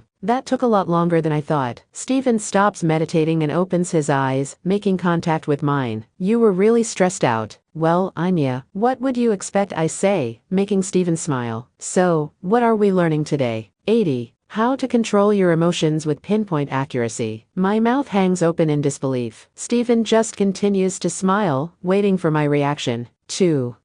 Let's skip that. I look around the room, trying to think of something actually helpful that I should learn. Something that will help me in a fight. Astral projection. Now it's Steven's turn to be shocked. That's going to be a no. I learned that when I was an average student. I had to learn how to meditate and use a sling ring before I even thought about astral projection. You, on the other hand, have never even attempted any kind of magic. Not true. I got myself a Harry Potter wand from Universal and tried to cast my Patronus. That just made him even more confused and shake his head. Look, I don't know how much time I have. Could you just please try and teach me how to do it? I'll eventually figure it out. I just know it. 30. Steven sighs and thinks about it. Fine, but know that you aren't going to get it on your first try. 1. Yes, my eyes shine with happiness, and he sighs again. Alright, let's begin, Steven instructs. And I get in the same meditative position as him. Focus on the calm atmosphere in the room, and use that as an anchor. Time skip. My eyes are screwed shut and I'm panting out of frustration. I probably look like I'm constipated right now, trying to get my stupid astral body out. Come on, concentrate, Steven says from behind me. After a while of doubt, he must have finally realized that he wants me to achieve this. He started to pace around me, the tap of his foot on the ground, helping me concentrate on something. I am concentrating, I yell at him. I am so sick and tired of him telling me the same thing over and over, and as a plus, my arms still sting. I let go of the breath I was holding, break my formation, open my eyes, and wipe the sweat from my face. Concentrate, come on, concentrate, let's go. All you have to do is concentrate, I yell, mimicking him in a stupid voice. Get back in formation, you're almost there, you just have to keep going, Steven snaps at me. Instead of listening to him, I push myself off the ground. Oh no, you can't quit, you're the one who wanted to do this. Yeah, and I was wrong. Okay, you were right. I shouldn't have asked you to help me perform magic. Heck, you were right in saying I can't do it at all. I'm just a regular human who fangirls over superheroes. I can't force myself to become one, and I can't do this. I wipe my arm over my eyes and start to walk away. 1. No, I wasn't right. Your astral body was almost loose. I could feel it. I could almost see it. Get back here. You are not giving up. I'm almost to the door when a rough, trembling hand grabs my arm. A hot pain shoots up and down my arm from where he grabbed it, and I gasp from the pain. Ow. For a second, everything is silent. Steven looks from my arm to my pain-filled face multiple times, not once letting me go. Then, without warning, he lifts up my sleeve to reveal my bandages I put on yesterday. What happened, he asks, and I sigh. I forgot I left out the part of me wrapping up my injured arms when I explained my story. All I told him was that I was looking for him. When I was tortured by Ebony, these burns appeared. With my other hand, I slowly unwrap my bandages, but I don't know why the injuries didn't appear sooner. They appeared hours after I escaped. It must have been a reaction of entering the Earth's atmosphere with your skin still being sensitive. Steven continues to flip my arm over and over, probably looking for something specific. Do they hurt only when you touch them? No, they've been stinging all day, but not as bad as yesterday. Steven then takes my hand and squeezes it gently, a big smile forming on his face. That's it. That's what's keeping you from projecting your astral body. We'll wait for your arms to heal a bit more, so they don't bother you and break your concentration. 5. A new match of hope sparked in my heart at his words, and a smile formed on my face that mimicked his. Yeah, then maybe I can do magic after all. Steven chuckles and ruffles my hair, making me huff and readjust it. For now, let's take a break. Are you hungry? 32. Yeah, I could use some food, I say as he walks away, and I start reapplying my bandages. What are we getting? 10. I follow Steven out to the main room and walk down the stairs to find him and Wong talking. They seem to be talking about sandwiches and how much rupees cost compared to dollars. I just smile when something starts nagging at the back of my mind. Why does this seem so familiar? 1. Boom. The three of us turn around, the two men conjuring fire like shields. A huge crater has appeared in the stairs that seems to have came from the big circular window. I creep up to the crater and look inside it. The sight causes my blood to run cold and my heart to stop moving. Thanos is coming, he's coming. 28. No, Steven looks at me, but I can't even move. Bruce Banner just crashed through the floor in Stephen Strange's home. That means Thanos already has the space and power stones. I can almost see and hear the Avengers logo with the music in the background. Then I try to think of what comes next. We need to find Tony. Tony, yes, that's a great idea. Bruce tries to stand up, but the rest of his clothes start to slip off. His face turns red as a result, and I awkwardly look away. 7. I'll get you some clothes. Wong disappears through a corridor, and I explain to Steven that we need to go look for Tony. Even if we find him, why would he trust us, he asks me. I look down at Bruce and Steven understands. I'll conjure a portal. I want you to stay here and guard the sanctum while I find Stark. I nod and Wong comes back with clothes. These will fit you. They adjust to the size of the wearer. He tosses the clothes down to Bruce and I turn around, fiddling with my fingers. After a minute, I turn back around and help Bruce out of the crater. I'm sure you did your best, Bruce. Don't worry about being defeated. Thanos had the Power Stone after all, so you might actually be stronger than him if he doesn't have it. The Power Stone, what are you talking about? Bruce puts a hand on my shoulder, making me look at him. Oh, sorry. I'm just used to talking with other people about Infinity Stones. I decide against telling him all about how he's an actor in a movie in the real world. It would just take too long, and it would make him confused. I have a hunch that Steven only believed me because he is a sorcerer and saw I was telling the truth. The Infinity Stones. Bruce's face looks full of pain and fear, and I automatically feel bad for the man. He's been through so much with being in space, becoming the Hulk, and being beaten up by Thanos. I'll explain when we get Tony here. For now, just wait for your cue. Bruce's facial expression says that he wants answers now, but he nods and looks toward the portal Steven made. I can just catch a glimpse of Tony from behind the magician. I notice Steven struggling to talk with the billionaire, so I nudge Bruce to step through the portal. Bruce squeezes my shoulder to reassure himself and lets go, stepping through the portal. Hey Tony. Bruce hugs Tony, obviously glad that he sees someone he recognizes, and to get a sense of home. Tony agrees to enter the sanctum and walks through the portal. 2. Oh, my God. It's Iron Man or Tony Stark and I'm freaking out. Holy cry up, the man who started it all, Iron Dad, the genius, billionaire, playboy, philanthropist, I can't even. 42. Tony looks over at me, and my chest literally explodes. My brain isn't functioning at all. Hi Mr. Downey, I mean Mr. Stark. It's so great to meet you, even given the fact that the world is at stake and everything. 2. Just wanted to tell you that you're one of my favorite superheroes of all time. 19. Yeah, no problem, kid. Tony looks at Steven and Bruce. The latter just shrugs. She's not of this world. It's a long story. She appeared yesterday. Strange gives the extremely short version, and Tony seems to accept it. He sits down on a bench against the wall, waiting for Dr. Strange to explain what the heck is going on. Steven conjures up a magical presentation. My head buzzes with excitement, and I don't hear the beginning of the explanation. My attention snaps back into place when 5 of the 6 Infinity Stones appear.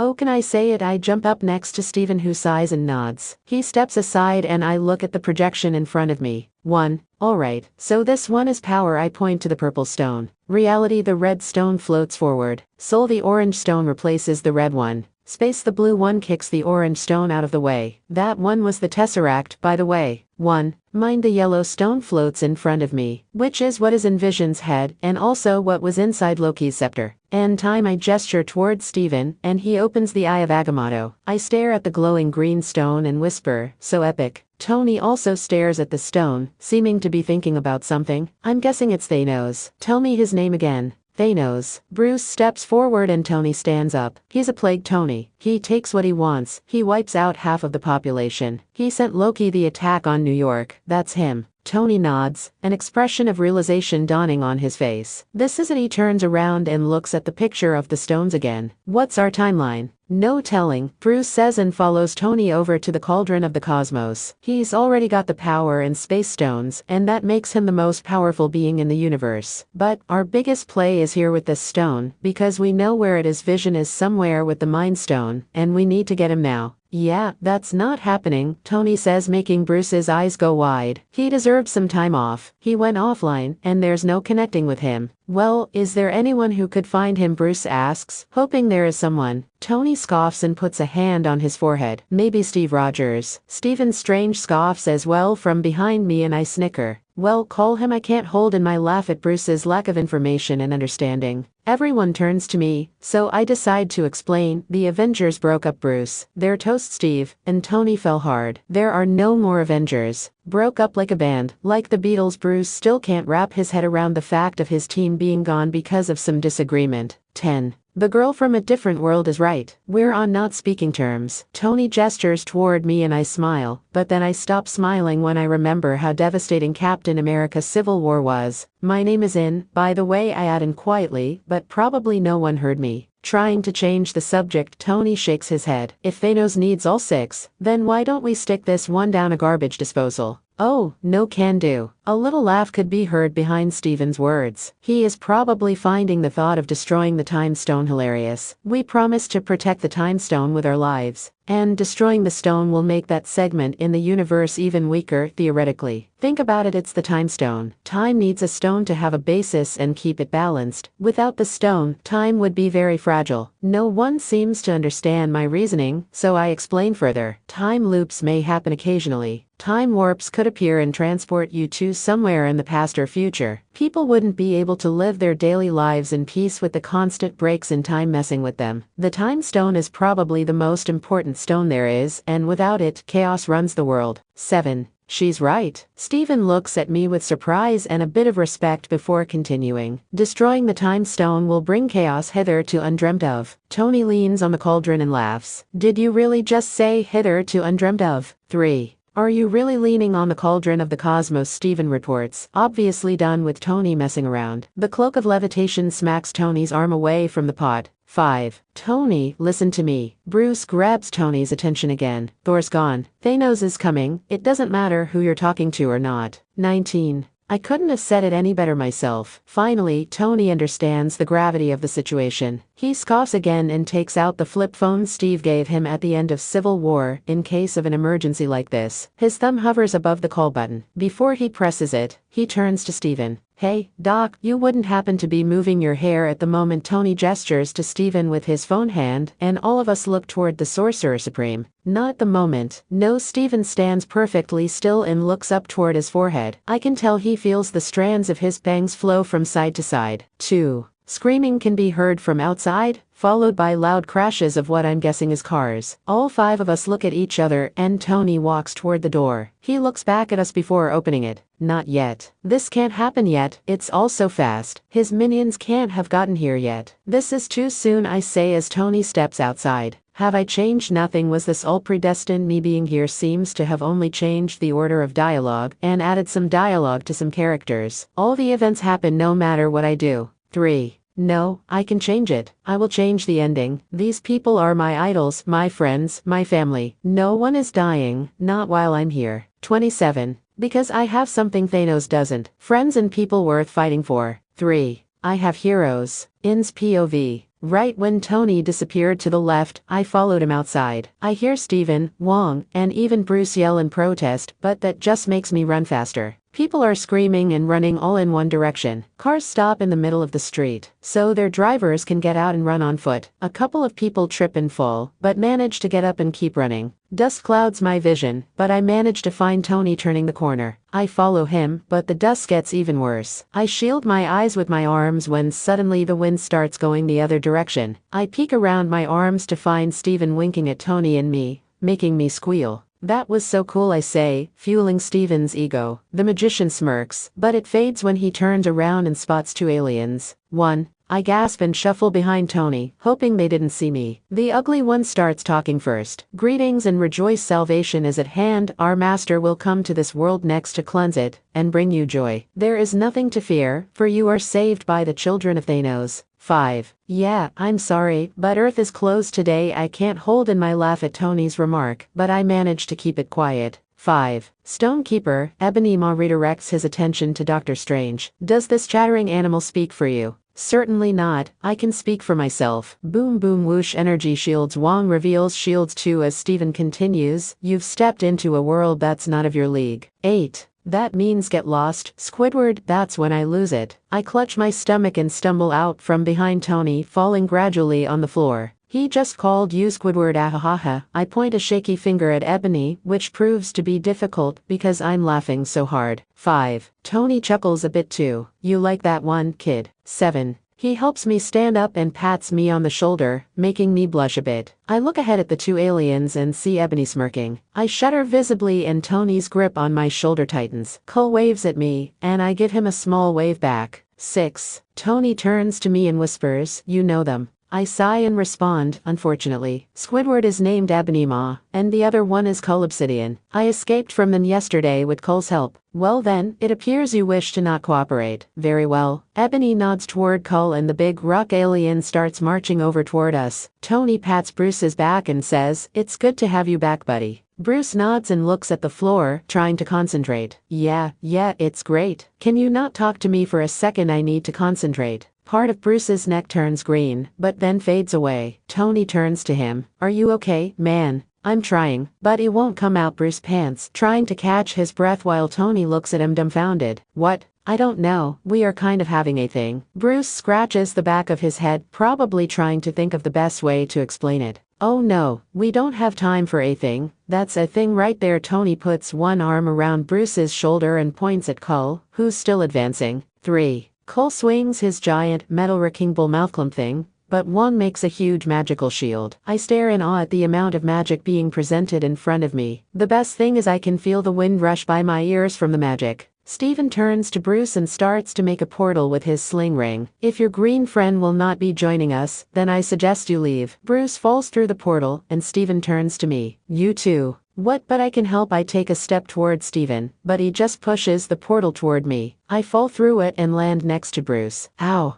I turn around, trying to look for a way back. He couldn't have teleported me too far. A sudden yell erupts from behind me, and I quickly spin around. Bruce is yelling at himself for not being able to Hulk out. Come on, Bruce, we need to get up and help. Something comes shooting down over my head and I scream, ducking and rolling out of the way. It's Tony. 1. Tony. Bruce walks over to him. How are we doing? Good, bad? Are we winning? We are doing really good. Are you planning on helping out at all? Tony sarcastically says through his helmet. Suddenly, Cull comes out of nowhere and rushes toward me. I gasp and roll on the floor, dodging his outstretched arms. He comes at me again, this time with an attack, but it's too fast. I make an X with my arms to shield my face, but the impact never comes. I slowly open my eyes to find a red and blue suit decorated with black webs. 3. Spider-Man. I jump up and clap my hands. Kid, where'd you come from? Tony asks, standing up and brushing himself off. The field trip. Cull tosses aside Peter and turns toward me again.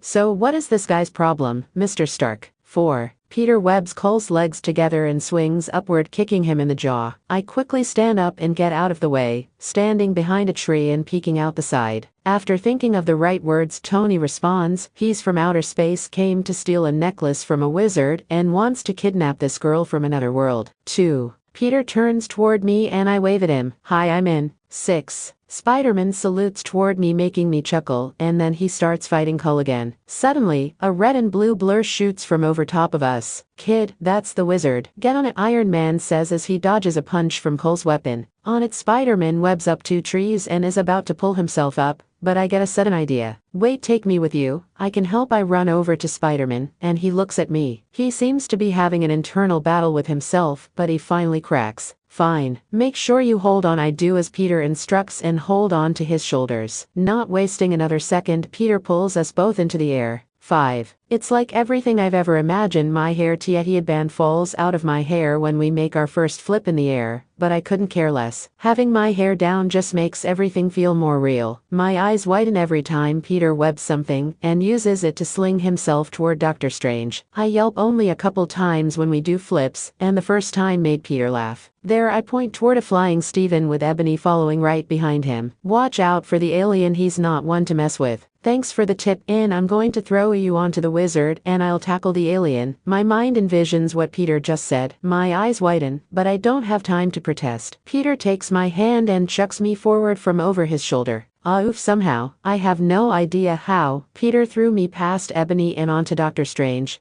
The cloak of levitation must have seen what was happening and opened up a little bit. It catches me and wraps itself around me and an unconscious Steven. 5. I blush like mad. Thank goodness Steven is unconscious, or I would die of embarrassment at least. I hope he's still unconscious. I can't see his face because my head is stuck against his chest. The cloak tightens its hold on the two of us before it makes a series of twists and turns. Something metal starts digging into my chest when the cloak squeezes us, making it hard to breathe. I manage to wiggle my arm out from my side and pull out the metal thing. 5. My eyes widen when the eye of Agamotto shines in front of my face. I try to look behind me, and I catch a glimpse of Ebony gaining on us. Sorry, Stephen the First say, even though I know he can't hear me. I quickly take the eye off of him and put it around my neck. For some reason, it doesn't harm me like it does to Ebony. It burnt Ebony's hand when he tried to take it off of him, but I didn't receive such treatment. Well, that's what I thought until a couple moments pass by. 1. Boom whoosh. The cloak of levitation loses its grip on me as an explosion coming from the necklace throws me backward. It doesn't hurt at all, but I don't want to think about the landing. The blast was so powerful that I seem to be flying back to where Iron Man is fighting Call. A green blur starts to get closer. I realize it's the grass and I close my eyes, knowing I won't survive this. If only I knew how to use the Eye of Agamotto. Right when I lose the last of my hopes, metal arms catch me and slow my fall. I open my eyes and see Iron Man. Tony, thank you. Tony sets me down and pats my head. No problem, kid. Just stay here. What's with your eyes? What at my question, Tony shoves his arm in front of me, and a mirror pops out. I gasp as I look at myself. My eyes don't have irises or pupils. Instead, I see what can only be described as green kaleidoscopes. They're like green bits of emerald swirling around. After a couple seconds, I can't hold them open and I blink. They turn back to normal, but my irises are bright green, almost glowing. 13. The Eye of Agamotto Time Stone. I look down at the eye and see it glowing green. The veins in my hands shine green, and the glow travels up my arms. I lift up my sleeve and see the burn marks on my arms slowly fade away along with the pain. It reversed time. 5. Once my arms are healed, the glowing stops and Tony says, "Your eyes are back to normal, Greenie." 15.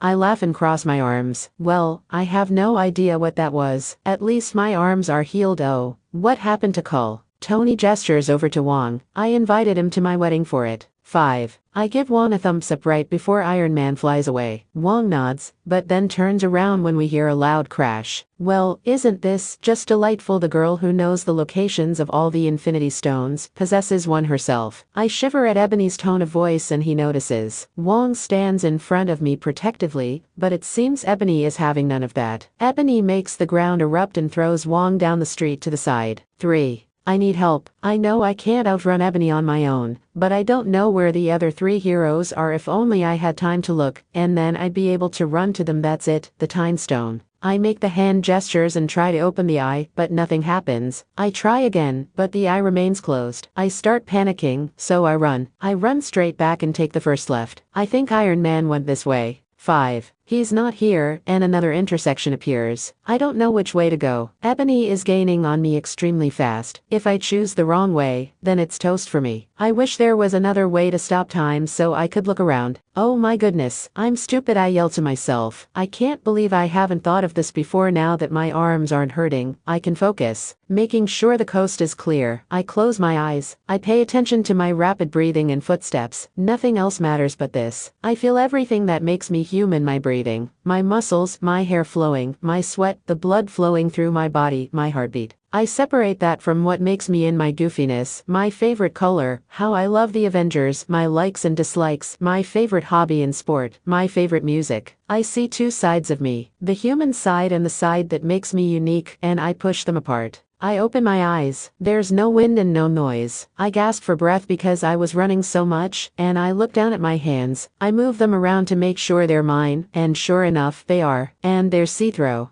I did it. I turn around and see my human body running away from Ebony with her eyes closed, but everything is moving extremely slow. I didn't even take another step yet. Deciding not to waste any more time, I fly to the middle of the intersection, nothing to my right, left, or straight ahead. Getting a new idea, I fly above the buildings and look around. After a while of scanning the area, I find Spider-Man to be the closest to me, and he's only a few blocks to the east. All right? I have to go right, left, right, and straight. It looks like he's coming toward me as well, so I hope I run into him. 2. I look at myself one more time in my astral body, feeling extremely happy with myself, and I merge my astral body with my human one. Everything starts moving normally again, and so I take advantage of my new knowledge. At the next intersection, I turn right. I turn at the last moment, making Ebony go past the turn because of his momentum. I laugh and turn left at the next intersection. Ebony doesn't reappear from behind me. When I make my next turn, I was expecting him to pop out of nowhere, but he didn't. I look behind me to make sure he's not there, and he isn't. When I look in front of me again, something swoops down and catches me, bringing me up into the air with them. Hey Peter, oh, I mean, Spider-Man. Peter almost drops me when he heard his name, but he shakes it off. He'll probably ask me later about it. 11. Where'd that guy go? Peter asks. I am about to tell him that I don't know when a beam of light shoots down from the sky, engulfing us and stopping our movement. Peter and I make eye contact right before the both of us start being ate up into the flying donut. Spider-Man. Peter loses his grip on me, and he webs my hand. With his other hand, he webs a telephone pole. Right below us, Ebony floats forward and lifts his hand, making the pole detach from the ground. Mr. Stark, we are being beamed up. Peter pulls me toward him and hugs me to protect me from the debris following us. 3. Hold on, kid, I hear Tony through Peter's suit. I look below us to try and spot Ebony, but we are too far above the ground to see anything clearly. But I do see something coming up toward us. It's big and it's coming fast. 1. Peter. Spider-Man looks at me, then sees I'm pointing at something below us. He looks at where I'm pointing, and he doesn't have enough time to do anything before a giant piece of road hits us. The last thing I remember is Peter yelling my name and his hand slipping away from mine. 9. Bruce's POV.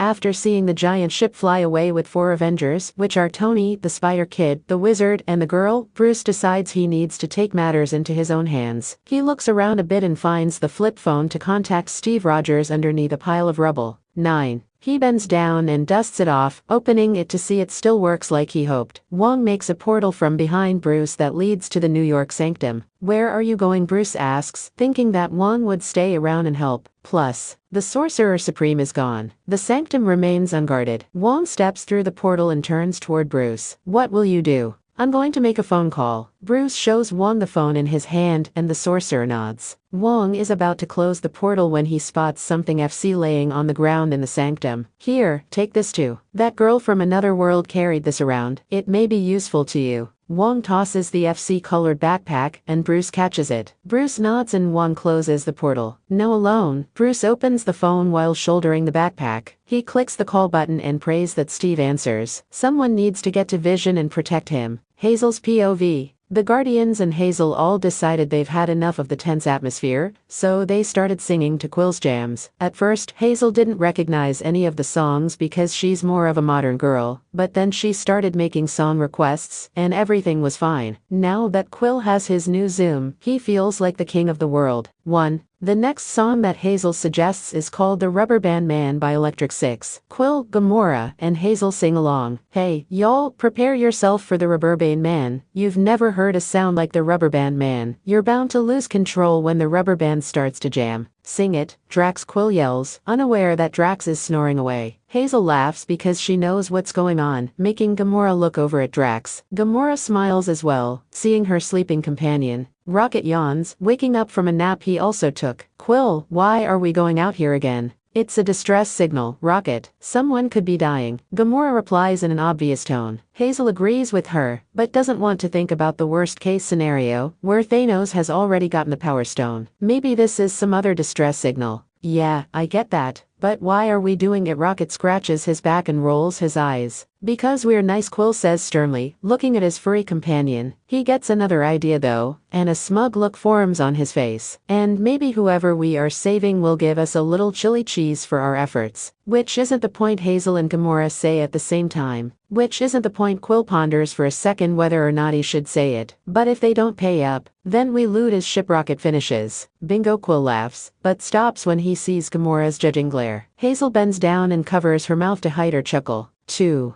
We are arriving. Mantis breaks the upbeat atmosphere, and Quill lowers the music. Drax wakes up slowly and looks out the big front window. Without even thinking, Hazel unbuckled her seatbelt to stand up and gasps. She covers her mouth as tears form in her eyes. How? What happened here? Quill asks and looks up toward the satin blonde. Try to contact the Nova at Xandar. Hazel turns to Gamora, who seems to be already on it. The green alien holds the headset up to her ear, but nothing comes through from the other side. She keeps asking if anyone's there, but all she receives is static. How did Thanos get the Power Stone already? We were just there, Hazel asks herself. But it was a bit louder than expected. All of the Guardians take turns looking at each other, and they start to fly through the rubble. The ship can barely be recognizable. Chunks of metal of all shapes and sizes float aimlessly around space, but what shakes Hazel up the most are the bodies. Hundreds of us Guardians already dead. One of the single best and strongest race in the universe, and half of them are gone. It seems like the Guardians and Hazel fly around the debris for a longer time than in the movie, making it feel more real. But then Hazel spots someone and whispers to herself, Thor. Clunk. Wipers get it off. Rocket leans back in his chair and makes hand gestures representing wiping Thor off the window. Despite the unnerving and sad atmosphere, Hazel manages a smile. Thor opens his good eye and all the Guardians scream. After a quick debate, they let him into the ship. Hazel helps Gamora and Quill lift Thor onto the table. Hazel wipes away some stray tears and says, he looks horrible. Whoa, Drax seems to be in awe as he gazes upon Thor's form. It's like a pirate had a baby with an angel. 6. What, he's just another man like me. Quill puffs out his chest, making Gamora hold back a laugh. No, you are not a man. This is a man. Drax seems to want to pet Thor's hair. A beautiful, muscular man. Hey, I'm muscular. Quill squeezes his biceps just to be sure. Hazel laughs, thinking of her friend In. If In was here right now, she'd be blushing mad. She has a tiny crush on just about every superhero. 42. Well, you have gotten a bit. Gamora starts but trails off when she makes eye contact with Quill. His heartbroken gaze makes her trip up. Drax, on the other hand, doesn't hold back and makes hand gestures toward his chin and stomach. Oh, don't listen to them, Peter. You're the same as before. They're just jelly. It seems only Quill put together the reference, but it took him a while. Drax, on the other hand, didn't. I am not a product of smashed grapes. Hazel crosses her arms, and Quill responds, no, it's alright, Haze. If that's what they think, then I'm gonna commit. This is a real wake-up call for me. It seems their debate on Quill's weight will never end, so Hazel turned to Mantis. Wake him up, please. Mantis nods and puts her hand on Thor's head. An overwhelming sense of loss and sadness seeps into her mind. A few tears escape her eyes, but Hazel knows they aren't hers. Wake. Like a bolt of lightning, Thor wakes up and jumps off the table. He breathes heavily for a few seconds and turns around to find the 6 Guardians in battle stances and Hazel waving. Who the hell are you guys? 2.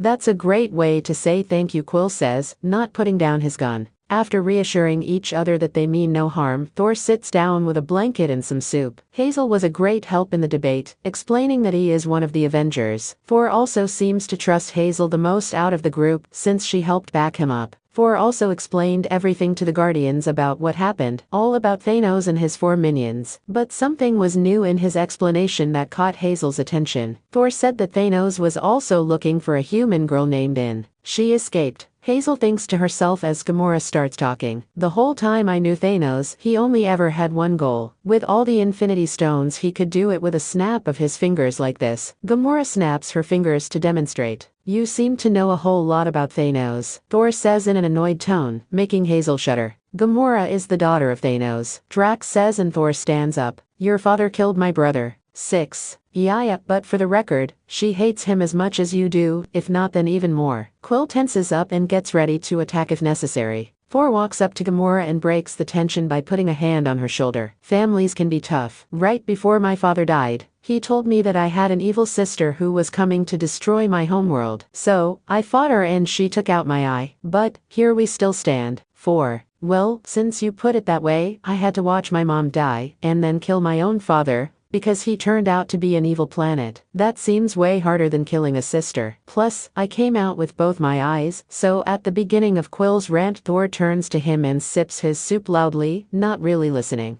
I need a hammer, not a spoon. Thor puts down his soup and heads to the back of the ship. He finds a keypad on the right and starts trying to guess the code.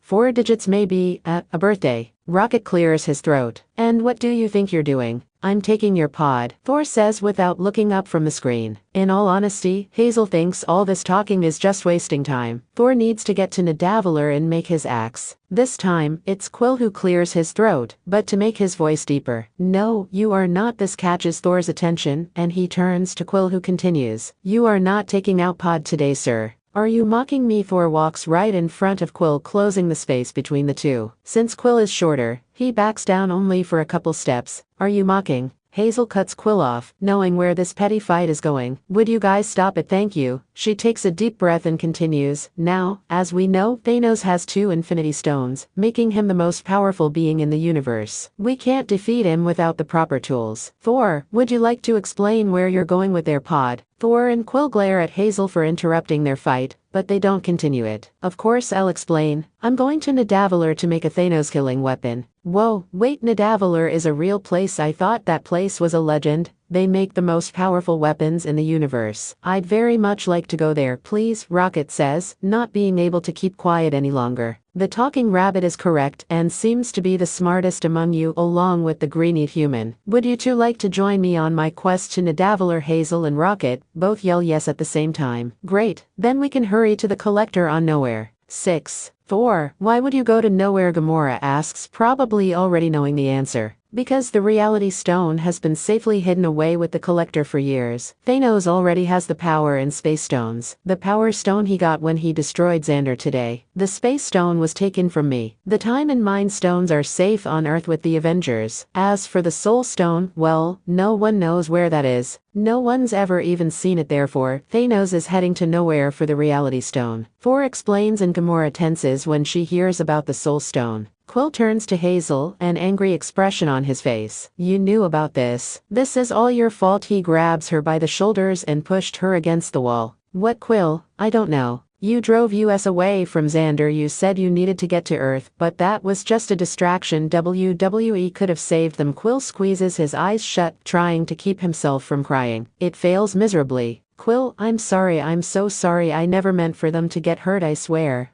I really did want to get to Earth, please. I'm sorry. I never meant to drive you away. I'm sorry. Quill drops Hazel and leans on the wall. Hazel runs to the other side of the room next to Thor. 3. Gamora rushes over to Quill and strokes his back. He quickly turns around and hugs her tightly. I'll kill him. Can I take your pod? Then Thor gestures to the vehicle behind him, and Quill nods into Gamora's shoulder. Come on, Groot, let's go with them. Rocket enters the pod with Hazel and Thor, followed by Groot. And would you stop playing that video game? Right when the pod door closes, Quill pulls away from Gamora and runs over to Thor's group. Hazel, I'm sorry, I just... He puts his hands on the glass, and Hazel walks up to him. It's alright, Quill. I understand, and I'm glad you love the people on Xandar that much. You have heart. Hazel puts a hand on the glass, matching his. Just promise her, and pull the trigger. It'll be okay. And with that, Thor drops the pod, leaving a confused Quill behind. Just like she said, he promised. Just like she said, he pulled the trigger. That was the hardest thing in the world for him to do. Even killing his own father was easier than pulling that trigger. But honestly, what was worse was the fact that it didn't work. Thanos got her anyway, and he has the reality stone. Now his team is split, he doesn't know where to go, and the person he cares most about in the galaxy is in danger. Xandar is gone, Nowhere is gone, Quill's hopes are gone. 2.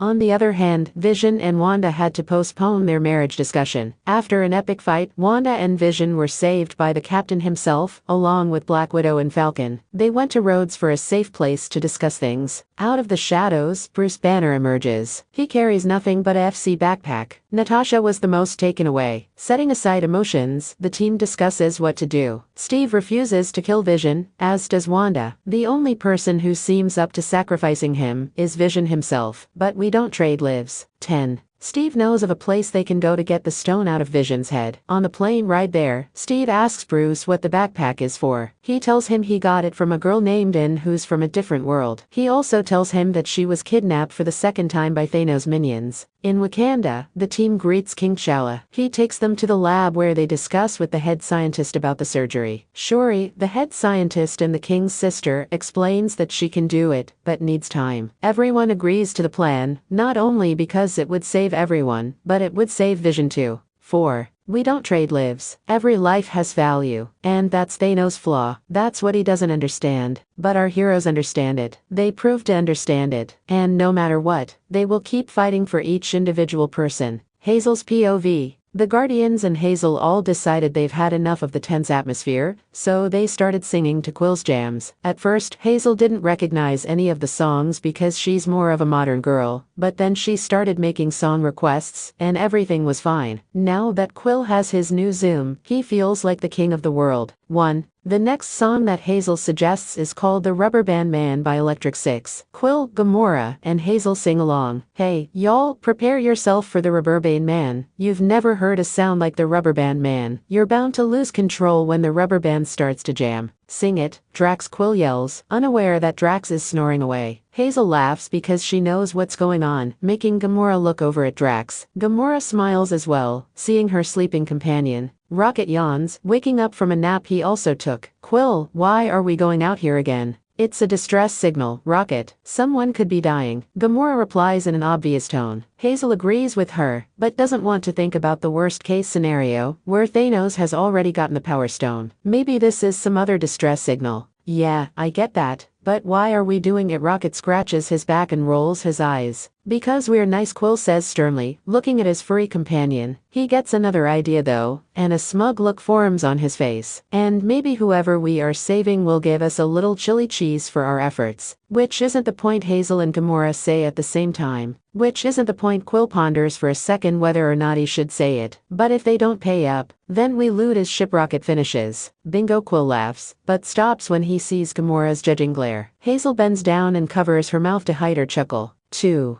We are arriving. Mantis breaks the upbeat atmosphere, and Quill lowers the music. Drax wakes up slowly and looks out the big front window. Without even thinking, Hazel unbuckled her seatbelt to stand up and gasps. She covers her mouth as tears form in her eyes. How? What happened here? Quill asks and looks up toward the satin blonde. Try to contact the Nova at Xandar. Hazel turns to Gamora, who seems to be already on it. The green alien holds the headset up to her ear, but nothing comes through from the other side. She keeps asking if anyone's there, but all she receives is static. How did Thanos get the Power Stone already? We were just there, Hazel asks herself. But it was a bit louder than expected. All of the Guardians take turns looking at each other, and they start to fly through the rubble. The ship can barely be recognizable. Chunks of metal of all shapes and sizes float aimlessly around space, but what shakes Hazel up the most are the bodies. Hundreds of Asgardians already dead. One of the single best and strongest race in the universe, and half of them are gone. It seems like the Guardians and Hazel fly around the debris for a longer time than in the movie, making it feel more real. But then Hazel spots someone and whispers to herself, Thor. Clunk. Wipers, get it off. Rocket leans back in his chair and makes hand gestures representing wiping Thor off the window. Despite the unnerving and sad atmosphere, Hazel manages a smile. Thor opens his good eye and all the Guardians scream. After a quick debate, they let him into the ship. Hazel helps Gamora and Quill lift Thor onto the table. Hazel wipes away some stray tears and says, he looks horrible. Whoa. Drax seems to be in awe as he gazes upon Thor's form. It's like a pirate had a baby with an angel. 6. What, he's just another man like me. Quill puffs out his chest, making Gamora hold back a laugh. No, you are not a man. This is a man. Drax seems to want to pet Thor's hair. A beautiful, muscular man. Hey, I'm muscular. Quill squeezes his biceps just to be sure. Hazel laughs, thinking of her friend In. If In was here right now, she'd be blushing mad. She has a tiny crush on just about every superhero. 42. Well, you have gotten a bit. Gamora starts but trails off when she makes eye contact with Quill. His heartbroken gaze makes her trip up. Drax, on the other hand, doesn't hold back and makes hand gestures toward his chin and stomach. Oh, don't listen to them, Peter. You're the same as before. They're just jelly. It seems only Quill put together the reference, but it took him a while. Drax, on the other hand, didn't. I am not a product of smashed grapes. Hazel crosses her arms, and Quill responds, no, it's alright, Haze. If that's what they think, then I'm gonna commit. This is a real wake-up call for me. It seems their debate on Quill's weight will never end, so Hazel turned to Mantis. Wake him up, please. Mantis nods and puts her hand on Thor's head. An overwhelming sense of loss and sadness seeps into her mind. A few tears escape her eyes, but Hazel knows they aren't hers. Wake. Like a bolt of lightning, Thor wakes up and jumps off the table. He breathes heavily for a few seconds and turns around to find the 6 Guardians in battle stances and Hazel waving. Who the hell are you guys? 2.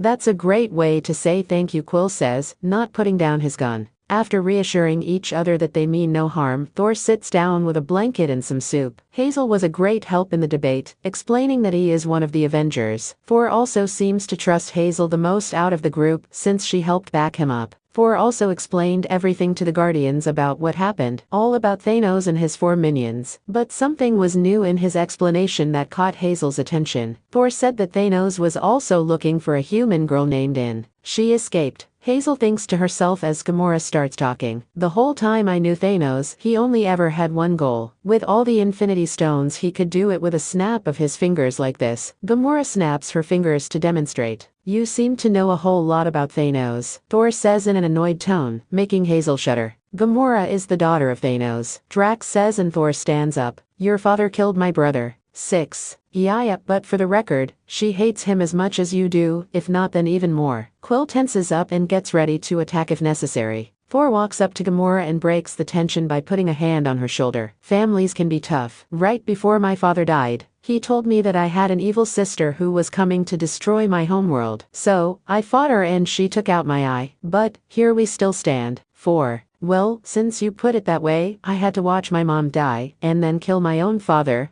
because he turned out to be an evil planet. That seems way harder than killing a sister. Plus, I came out with both my eyes, so at the beginning of Quill's rant, Thor turns to him and sips his soup loudly, not really listening. I need a hammer, not a spoon. Thor puts down his soup and heads to the back of the ship. He finds a keypad on the right and starts trying to guess the code.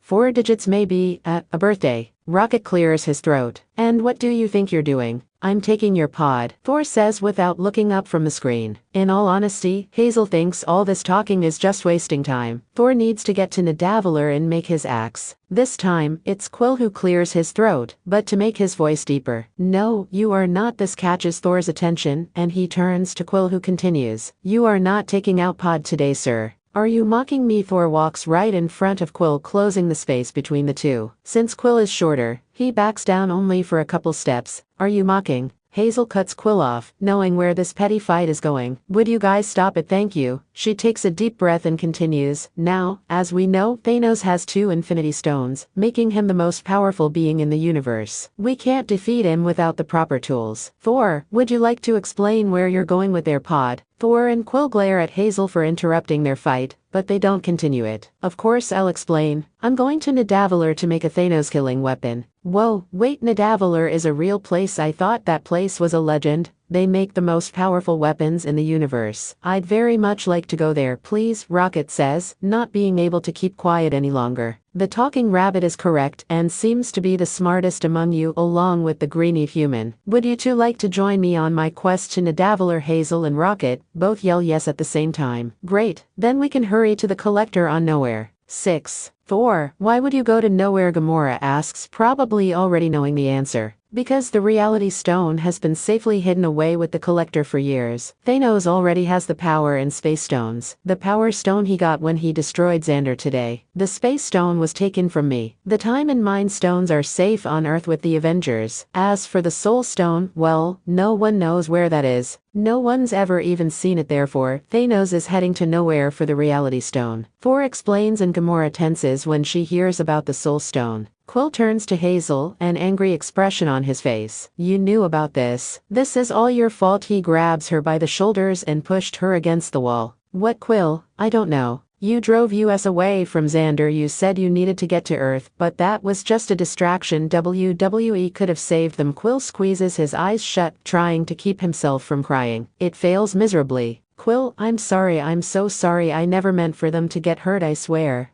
I really did want to get to Earth, please. I'm sorry. I never meant to drive you away. I'm sorry. Quill drops Hazel and leans on the wall. Hazel runs to the other side of the room next to Thor. 3. Gamora rushes over to Quill and strokes his back. He quickly turns around and hugs her tightly. I'll kill him. Can I take your pod? Then Thor gestures to the vehicle behind him, and Quill nods into Gamora's shoulder. Come on, Groot, let's go with them. Rocket enters the pod with Hazel and Thor, followed by Groot. And would you stop playing that video game? Right when the pod door closes, Quill pulls away from Gamora and runs over to Thor's group. Hazel, I'm sorry, I just... He puts his hands on the glass, and Hazel walks up to him. It's alright, Quill. I understand, and I'm glad you love the people on Xandar that much. You have heart. Hazel puts a hand on the glass, matching his. Just promise her, and pull the trigger. It'll be okay. And with that, Thor drops the pod, leaving a confused Quill behind. Just like she said, he promised. Just like she said, he pulled the trigger. That was the hardest thing in the world for him to do. Even killing his own father was easier than pulling that trigger. But honestly, what was worse was the fact that it didn't work. Thanos got her anyway, and he has the reality stone. Now his team is split, he doesn't know where to go, and the person he cares most about in the galaxy is in danger. Xandar is gone, Nowhere is gone, Quill's hopes are gone. 2.